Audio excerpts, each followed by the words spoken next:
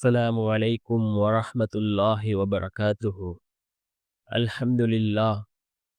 الحمد لله الذي نحمده ونستعينه ونستغفره ونؤمن به ونتوكل عليه أما بعد.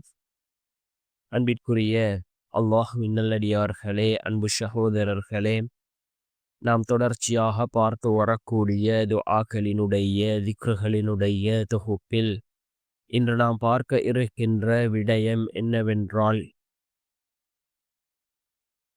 நபி சுலைமான் அலைஹிஸ்ஸலாம் அவர்கள் ஓதிய மிகவும் சக்தி வாய்ந்த ஒரு துஆ.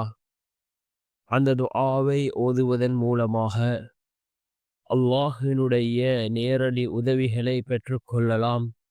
அப்படிப்பட்ட மிகச்சிறந்த அல் குர்ஆன் கூறக்கூடிய நபி சுலைமான் அலைஹிஸ்ஸலாம் அவர்கள் ஓதிய ஒரு துஆவை தான் நாம் இன்றைய வீடியோவில் பார்க்க இருக்கின்றோம்.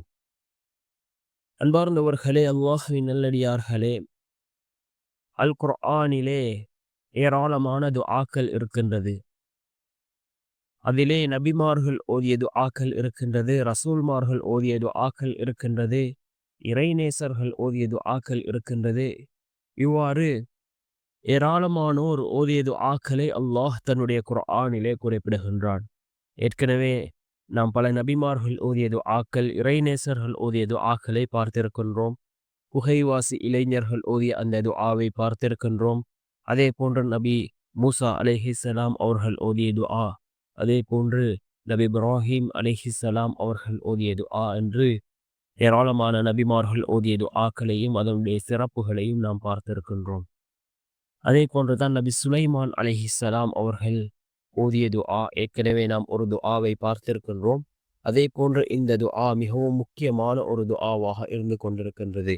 அல்லாஹினுடைய உதவிகளை நம்மிடம் கொண்டு வந்து சேர்க்கக்கூடிய மிகவும் சிறந்த ஒரு துஆவாக இந்த துஆ இருக்கின்றது.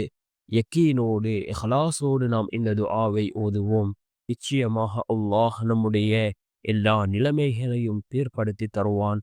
எல்லா நிலைமைகளிலும் அல்லாஹ் நமக்கு வெற்றிகளை தருவான். என்ன துஆ என்றால், ரப்பி அவுஸிஅனி அன் அஷ்குர நிஅமதக அல்லதி أنعمت علي وعلى والدي وأن أعمل صالحا ترضاه وأدخلني برحمتك في عبادك الصالحين. மீண்டும் ஒரு முறை இந்த துஆவை ஓதுகின்றேன். ربي أوزعني أن أشكر نعمتك التي أنعمت علي وعلى والدي وأن أعمل صالحا ترضاه وأدخلني برحمتك في عبادك الصالحين என்று வரக்கூடிய இந்த துஆவை ஓதி நாம் அல்லாஹ்விடம் பிரார்த்தனை செய்வோம்.